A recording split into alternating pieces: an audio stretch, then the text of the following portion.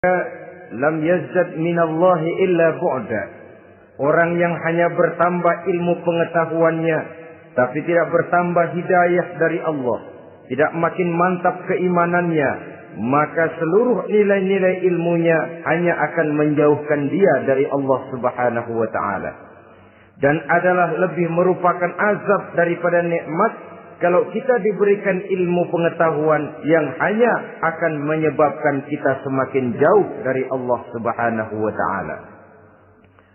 Yang kedua, sesungguhnya roh, jiwa dan semangat tauhid yang melekat dalam diri anak pada puncaknya akan melahirkan satu disiplin murni yang tumbuh dari dalam dirinya sendiri, di mana si anak dalam kehidupannya merasakan dimanapun dia berada, kemanapun dia pergi, ia selalu merasakan kehadiran Allah dekat dalam hidupnya.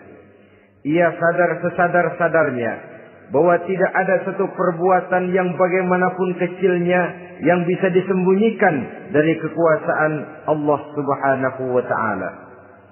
Yang ketiga, dengan penanaman roh, jiwa dan semangat iman ini, maka diharapkan anak-anak nanti pada pertumbuhannya sanggup mengendalikan hawa nafsunya.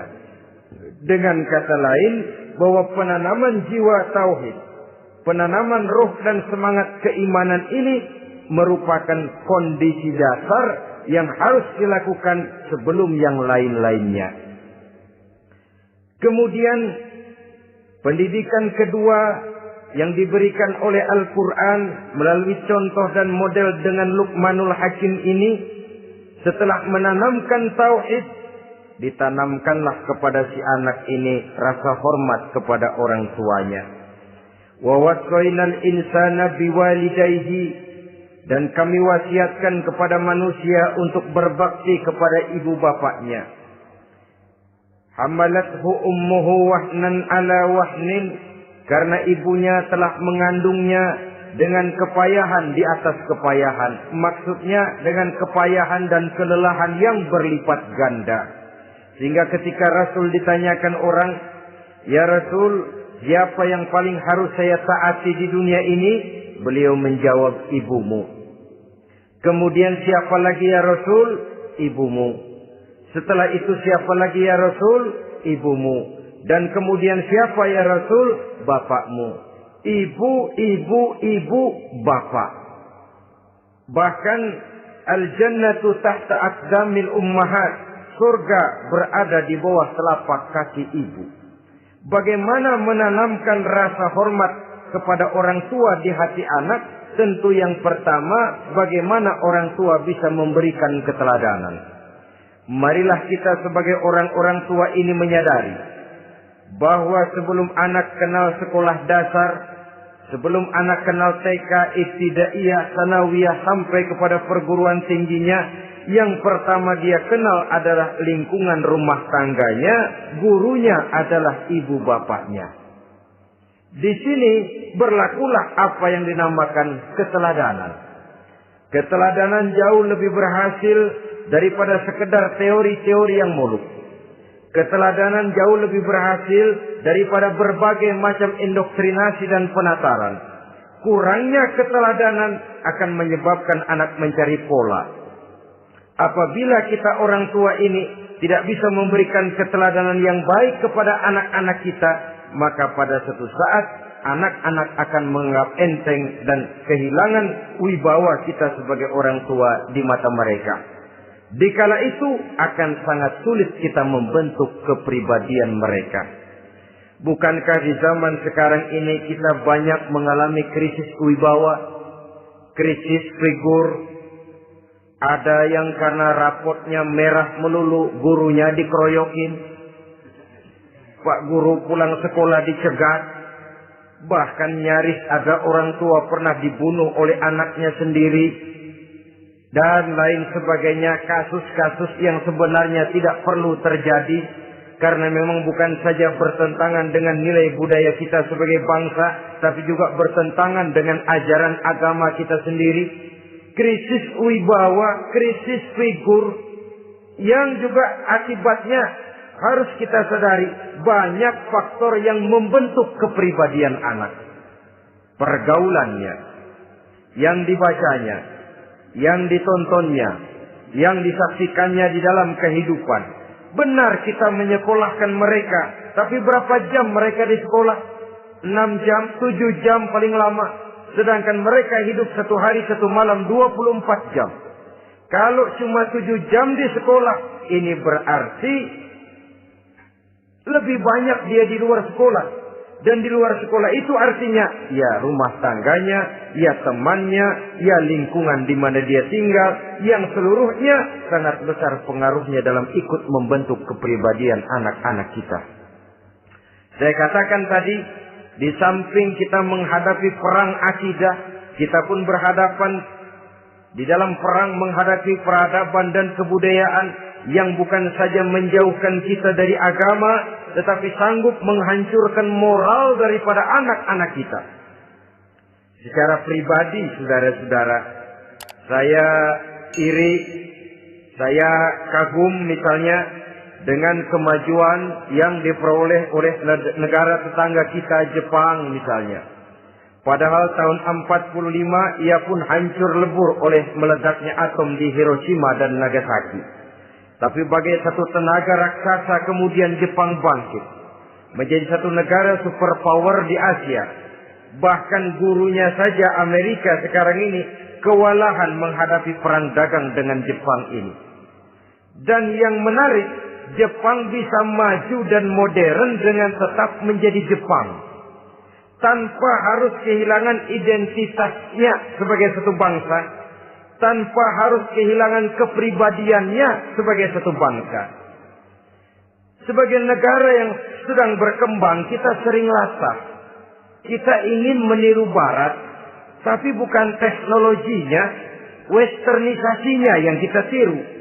Bukan isinya, kulitnya yang kita ambil. Akibatnya apa? Modernnya belum, orangnya sudah Barat. Bergaulnya sudah cara Barat, berumah tangganya sudah cara Barat, berpakaiannya sudah cara Barat, mendidik anaknya sudah cara Barat. Di mana ketemu orang tua cukup hello daddy. Kulitnya kita ambil, sementara isinya kita campakkan. Ironi dan menyedihkan. Padahal kita sesungguhnya bisa maju dan modern. Bisa mengejar segala ketinggalan dan keterbelakangan kita. Dengan tetap menjaga nilai-nilai luhur budaya kita sebagai satu bangsa. Mengambil isinya. Dan kalau memang tidak perlu, lalu mencampakkan kulitnya. Pengaruh peradaban dan kebudayaan yang menghancurkan moral daripada anak-anak kita. Oleh pesatnya arus teknologi. Oleh pesatnya arus komunikasi. Di mana hal-hal yang terjadi di belahan dunia lain dapat kita saksikan hari ini juga melalui layar televisi. Yang terjadi di Amerika, di Eropa, di Afrika, di ujung dunia yang paling ujung sekalipun. Di ujung dunia yang paling ujung. Hari ini kejadian, hari ini sudah bisa kita saksikan. Pesatnya arus komunikasi. Kalau jatuh ke tangan anak-anak kita yang belum mempunyai filter, daya saring positif, akan dicerna oleh mereka tanpa memilah dan memilih. Akibatnya orang kampung bilang kelolodan. Makan nggak dikunyah lagi. Tentu saja akhirnya kelolodan. Dan kalau sudah kelolodan, menyusahkan kita seluruhnya. Oleh karena itu budaya menghormati orang tua perlu dijaga, perlu dipelihara dan diwariskan kepada anak-anak kita. Tali silaturahmi sehingga ada respeknya kepada orang tuanya. Jangan bapaknya dianggap CS. Ibunya dianggap CS. Kakeknya dianggap CS. Hilang rasa respek, hilang rasa menghormati. Sementara orang tua sendiri tidak bisa memberikan keteladanan. Kurang mendapat perhatian dan lain sebagainya. Apalagi kalau baik ibu maupun bapak adalah orang-orang karier yang setiap hari sibuk menghadapi tugas masing-masing. Bapak sibuk rapat, pindah kantor sana kantor sini, ibu sibuk arisan, besarlah anak-anak di tangan pembantu dan lain sebagainya, sehingga dia merasa kurang mendapat perhatian dan ini akan ikut membentuk warna dari kepribadian yang dimilikinya. Sampai kepada pelosok-pelosok desa, jaringan televisi memang menguntungkan.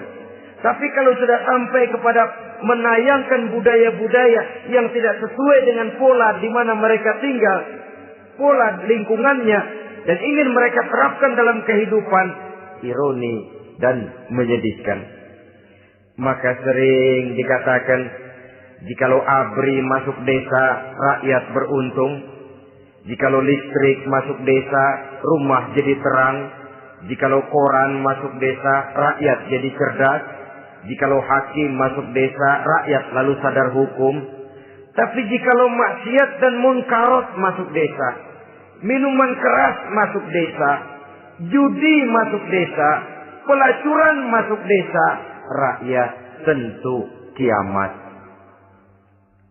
Dan kita harus punya budaya untuk memilah dan memilih. Mempunyai filter untuk jadi daya saring positif. Oleh karena itu saudara-saudara, tahap kedua setelah menanamkan jiwa tauhid kepada anak, tanamkan rasa hormat kepada orang tuanya. Orang tua itu ibu bapaknya. Orang tua itu guru-gurunya yang mengajarkan dia. Atau yang dianggap tua yang lebih senior dari dia. Karena tidak ada satu peradaban yang berdiri sendiri. Bagaimanapun maju dan modernnya kita sekarang, tentu merupakan mata rantai yang berkaitan dari generasi terdahulu. Ini yang kedua. Setelah tauhid, berbakti kepada ibu dan bapak. Tidak ada satu kebahagiaan yang bisa ditegakkan di dunia ini tanpa doa, tanpa restu daripada ibu dan bapak. Ini rahmat hidup. Doanya dikabul Allah dan kutuknya juga dikabul oleh Allah Subhanahu wa ta'ala. Jadi mendidik anak setelah menanamkan jiwa tauhid, menanamkan rasa hormat dan taat berbakti kepada ibu bapaknya. Itu yang kedua. Kemudian yang ketiga, melalui model Luqman, Quran mendorong kita untuk mendidik anak menanamkan etika otonom. Apa itu? Ya bunayya, innaha in takum misqala habbatin min khardalin fatakun fi sakhratin aw fis samawati aw fil ardi ya'ti biha Allah. Wahai anakku, sesungguhnya kalau ada satu kebaikan yang kamu kerjakan, kecil, tidak nampak oleh pandangan mata yang zahir, yang kecil itu tersembunyi di puncak langit, di dasar bumi yang paling dalam, atau di tengah batu hitam sekalipun, Allah pasti mengetahuinya dan pasti akan memberikan balasan yang seadil-adilnya. Pendidikan apa ini? Pendidikan moral. Menanamkan etika otonom. Nah, kau berbuat baik jangan karena dilihat orang. Kau tidak mau melakukan kejahatan jangan cuma karena ada polisi. Kalau ada polisi kau tidak mau jahat, kucing juga begitu. Coba lihat kucing. Taruh ikan asin di piring kaleng, tongkrongin. Aduh, kucing kalem. Sopan, tenang. Sedikit kita lengah, habis ikan digarap. Tapi ditanamkan satu kesadaran, kemanapun kau pergi, apapun yang kau kerjakan, tersembunyi di tengah batu, di dasar bumi, di puncak langit, Allah pasti tahu. Dalam bahasa yang ringan, kita ini diawasi oleh dua hiperkomputer yang maha sensitif. Produksi langit, mereknya Rockheed dan Asid. Itu komputer yang sangat peka dan sensitif. Jangankan kita berbuat, kita berniat baik saja, komputer sudah nyatet sendiri. Inilah yang orang sekarang namakan waskat, pengawasan malaikat. Kalau hidup sudah merasa diawasi oleh malaikat, waskat berhasil. Tapi kalau waskat sudah diawasi malah nekat, itu yang gagal. Atau yang diawasi dan yang mengawasi sama-sama sepakat, itu juga bisa cincai. Saudara-saudara kaum muslimin rahimakumullah. Waskat dalam pengertian kita muslim, bagaimana hidup ini merasakan diawasi oleh malaikat.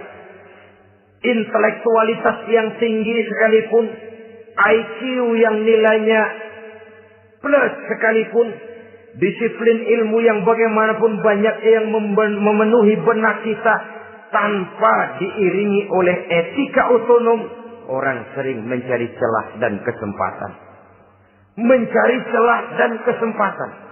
Tapi kalau sudah merasa, kemanapun saya pergi, dimanapun saya berada, kebaikan bagaimanapun sekecilnya saya lakukan, toh Allah pasti akan memberikan balasan. In khairan wa khairun, wa in syarran fa syarrun. Jikalau baik, baik balasan yang kita terima. Jikalau jahat, jahat kejahatan yang kita terima. Kalau sudah ke arah ini kita berpikir, maka sesungguhnya kalau kita berbuat baik kepada orang lain, hakikatnya kita sudah berbuat baik kepada diri kita sendiri. Lalu tidak ada merasa rugi berbuat baik kepada orang. Karena manakala dia melakukan kebaikan kepada orang lain, artinya dia sudah berbuat baik untuk dirinya sendiri. Jadi setelah tauhid, kemudian berbakti kepada ibu bapak, yang ketiga baru pendidikan tentang akhlak, tentang moral. Pola ini yang sering terlupakan oleh kita. Bahwa bagi kita itu pendidikan tidak lain upaya mencerdaskan otak anak. Jangan sampai sebab ini kelihatannya pembangunan makin maju, persaingan hidup makin tajam, tensi ekonomi semakin tinggi. Sementara jumlah tenaga kerja dengan lapangan kerja yang tersedia jauh dari mencukupi. Jikalau tidak membekali anak dengan pendidikan yang menunjang lapangan pekerjaan, orang tua khawatir, takut sekali anaknya jadi gelandangan. Dikhawatirkannya kehidupan dunia ini, sementara dia lupa kalau anaknya bisa jadi gelandangan di akhirat. Padahal selama-lamanya gelandangan di dunia paling seumur manusia itu 60 tahun, 70 tahun lah umur orang sekarang. 70 itu sudah luar biasa itu. Tapi kalau harus menggelandang di akhirat, menjadi gelandangan di akhirat, alangkah menyedihkannya. Apakah akan kita korbankan satu kehidupan yang langgeng, abadi, cuma karena tertipu oleh fata morgana dan kamuflase? Kita korbankan yang sedikit, kita korbankan yang besar karena kita memilih yang sedikit. Dalam bahasa Al-Quran memang pernah diceritakan hidup ini hakikatnya perlombaan, saudara-saudara. Perlombaan. Dan di dalam perlombaan itu ada yang menang, ada yang kalah. Al-Quran lalu memberikan peringatan. Alhaakumut takatsur. Kamu telah lalai karena berlomba-lomba memperbanyak harta, mempertinggi pangkat dan kedudukan, hatta zurtumul maqabir, sampai kamu akan masuk ke liang kubur baru sadar. Apalagi kalau nafas sudah sampai di tenggorokan, persis Fir'aun sudah tenggelam di lautan merah, mau mampus, baru dalam sekaratnya amantu bi Rabbi Musa wa Harun. Kalau begini caranya, saya juga percaya kepada Tuhan Musa dan Harun. Percaya kepada Allah. Sudah mau mati, baru amantu bi Rabbi Musa. Kami percaya kepada Tuhan Nabi Musa, kata Fir'aun. Malaikat maut kalau benar dilelepin terus di laut. Mampus terus sekalian. Hidup ini memang kita berlomba. Berlomba dengan waktu. Berlomba dengan umur, berlomba dengan tenaga, berlomba dengan tetangga. Yang jangankan kita sampai mundur, berhenti saja sejenak, kita akan ditinggalkan oleh yang lain. Tiada kata mundur, bahkan tiada kata berhenti. Sekali kita melangkah, melangkahlah terus. Tapi berlombalah seperti yang dikehendaki Quran. Fastabiqul khairat. Berlomba-lombalah di dalam kebajikan. Jangan berlomba-lomba di dalam kemaksiatan, kemunkaran, kejahatan. Berlombalah dalam urusan kebaikan. Saudara-saudara kaum muslimin rahimakumullah. Tauhid, berbakti kepada ibu bapa, kemudian pendidikan tentang moral. Apabila pendidikan tentang moral sudah tertanam, barulah lihat bakat si anak. Kemana bakatnya? Anak saya kelihatannya dari kecil demennya main bedil-bedilan saja. Abri kali itu. Kirim ke Magelang, masukkan akabri. Tapi dengan syarat 3 itu tadi. Iman sudah tertanam, rasa bakti kepada ibu bapak sudah ada dan punya nilai moral. Sehingga boleh jadi nanti dia menjadi jenderal yang beriman, yang berbakti kepada ibu bapaknya dan punya moral yang tinggi. Kan lebih baik rakyat rendah tapi akhlaknya tinggi daripada pejabat tinggi tapi moralnya rendah. Jauh lebih baik rakyat rendah punya moral tinggi ketimbang pejabat tinggi punya moral rendah. Nilai moral ini yang jadi ukuran dan barometer di masyarakat. Yang ini yang sering kita lupakan. Bahwa kehancuran satu bangsa dimanapun di dunia ini selalu dimulai dengan kehancuran moral daripada bangsa itu sendiri. Sekarang membina nilai moral ini berat. Gadis kita, remaja, putri diberikan pakaian jilbab, mungkin dia sendiri masih setengah-setengah. Ditambah lagi oleh ledekan temennya. Jilbab lah kuno. Bau surga lah, bau masjid lah, bau menyan lah. Ditanamkan rasa malu untuk hidup dekat dengan agama. Kalau moral semacam ini sudah tertanam, sedikit demi sedikit kita mulai mengucapkan selamat tinggal kepada agama. Dan kemalangan apa yang lebih malang kalau kita sudah jauh dari agama ini? Bukankah Islam telah menyelamatkan manusia dari penyakit jahiliyah dan membawanya kepada satu kehidupan yang maju dan modern? Kalau kita tinggalkan Islam ini, bukankah artinya kita akan kembali kepada satu zaman jahiliyah? Hanya saja jahiliyah itu berada di abad modern. Versinya tentu lebih modern. Kalau zaman jahiliyah dulu mabuknya pakai arak, zaman sekarang sudah macam-macam orang bisa mabuk. Kalau zaman jahiliyah dulu anak perempuan dikubur hidup-hidup, zaman sekarang kadang-kadang belum sempat lahir ke dunia, malah sudah dibunuh lebih dahulu. Versinya saja yang berbeda. Kalau di zaman jahiliyah dahulu manusia menyembah batu yang bernama Latta, Uzza, Manat dan Hubal. Di zaman jahiliyah modern sekarang ini orang sering menyembah kepala bagiannya, sering menyembah atasannya, sering menyembah komputer, sering menyembah teknologi modern yang lebih diyakininya daripada Allah sebagai keyakinan sentral di dalam hidupnya. Saudara-saudara kaum muslimin rahimakumullah. Jadi yang ketiga, nilai moral yang ditanamkan kepada anak-anak kita supaya dia bisa menghadapi tantangan-tantangan hidup yang semakin berat ini dengan tetap berpegang teguh kepada nilai-nilai moral yang diwarnai oleh jiwa keimanannya yang bersumber dari ajaran agamanya. 3. Kemudian yang keempat, barulah tatanan kehidupan sehari-hari. Apa kata Luqman? Ya bunayya aqimis shalah. Setelah bertauhid, berbakti kepada ibu bapak, punya nilai moral. Ya bunayya aqimis shalah. Nak, dirikan salat. Rumah tangga muslim. Anak berumur 7 tahun sudah berani meninggalkan salat. Kata Nabi, pukul. Bukan untuk menyakiti, untuk mendidik. Karena sayang kepada anak. Saudara-saudara, kita khawatir betul kepada anak. Kalau dia pulang dari sekolah, buru-buru kita sebagai orang tua bertanya, sudah makan nak? Sudah istirahat nak? Tapi jarang kita sebagai orang tua melontarkan, sudah sholat nak? Bahkan kita bisa memberikan sugesti kepada anak. Nah, kalau kau naik kelas 1 sampai naik ke kelas 2, bapak beliin sepeda. Tamat SD nak, motor. Tamat SMP nak, ke Bali kita. Tamat SMA nak, Singapura. Saudara-saudara, tapi kalau untuk urusan sholat misalnya, kita tidak pernah memberikan sugesti kepada anak-anak kita. Nah, kalau kau hafal Fatihah lengkap dengan artinya, bapak beliin sepatu. Nah, kalau kau bisa sholat dengan baik, cukup syarat rukunnya, bapak beliin sepeda.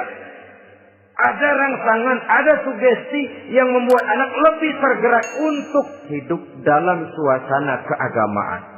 Ya bunayya aqimis shalah, nak dirikan salat. Sebab ini sandaran vertikal yang paling langsung antara manusia dengan Tuhannya. Menyadari bahwa sepanjang yang bisa dilakukan oleh manusia hanyalah berusaha dan kepastian sepenuhnya ada di tangan Allah. Dengan salat kepribadianmu diperteguh. Dengan sholat sandaran vertikalmu kepada Allah diperkuat. Dan pada waktunya nanti Al-Quran memberikan bimbingan. Hendaklah minta tolong kepada Allah dengan sabar dan tetap mendirikan sholat. Ya bunayya aqimis sholat.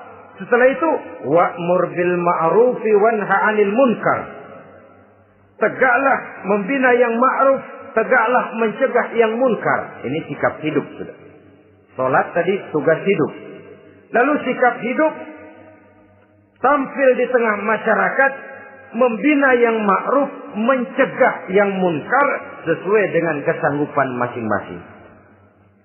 Bukankah setiap kita kepingin punya anak yang bermanfaat, setidaknya bagi keluarganya, syukur kalau bisa bagi lingkungannya, bagi masyarakat, bangsa dan negaranya. Dan satu di antara tanda orang yang bermanfaat, kalau dia bisa hidup menjadi penganjur yang ma'ruf dan pencegah yang munkar. Dan itu kalau tidak ada hidayah, sulit orang mau melaksanakan itu. Sebab apa? Ada kecenderungan belakangan ini di mana agama dianggap urusan pribadi. Sehingga orang lalu sering bilang, jangan bawa-bawa agama dah, itu kan bukan urusan agama. Ini sudah ciri berpikirnya sekuler. Jangan bawa-bawa agama. Agama urusan pribadi, artinya orang mau sholat mau enggak jangan bilang apa-apa dah. Urusan dia sendiri lah. Dia mau puasa dia enggak, merdeka saja, urusan pribadi. Agama bukan persoalan pribadi. Apalagi jika sudah menyangkut amar ma'ruf dan nahi munkar. Siap menegakkan yang baik, mencegah yang munkar untuk tegaknya satu masyarakat yang diwarnai oleh kebaikan dan terhindar dari segala macam kejahatan. Dan terus ayat-ayat selanjutnya mencerminkan sikap hidup. Namun yang intinya cara mendidik anak yang baik yang dicontohkan oleh Al-Quran dengan Luqmanul Hakim sebagai model. Pertama, tanamkan tauhid. Yang kedua, tanamkan rasa hormat dan berbakti kepada ibu bapaknya. Yang ketiga, tanamkan moral, nilai akhlak yang tinggi. Setelah itu yang keempat, biasakan hidup dalam suasana keagamaan. Kontrollah sholatnya, kontrollah baca Qur'annya, kontrollah puasanya di bulan Ramadan. Ajaklah anak-anak sholat berjamaah, sehingga dengan demikian dia terbiasa oleh satu suasana yang mendekatkan dia dengan nilai agamanya. Dari sana diharapkan nilai-nilai ilmu yang didapatnya dari bangku sekolah akan menciptakan keseimbangan dengan yang ditanamkan oleh orang tuanya dalam bentuk yang dijelaskan oleh surah Luqman itu tadi. Sehingga apabila keseimbangan ini terwujud akan menjalin keseimbangan dalam pola berpikir, dan keseimbangan dalam pola berpikir akan melahirkan keseimbangan dalam perbuatannya. Terwujudlah kita harapkan insan yang fid dunya hasanah wa fil akhirati hasanah. Inilah harapan kita semua. Mudah-mudahan Allah memberikan kekuatan kepada kita untuk mewariskan nilai-nilai yang baik kepada generasi yang akan datang. Sehingga esok harus lebih baik daripada hari ini, dan lusa harus lebih baik daripada hari esok. Terima kasih atas perhatian saudara. Mohon maaf atas segala kekurangan. Usikum wa nafsi bitaqwallah. Wassalamualaikum warahmatullahi wabarakatuh.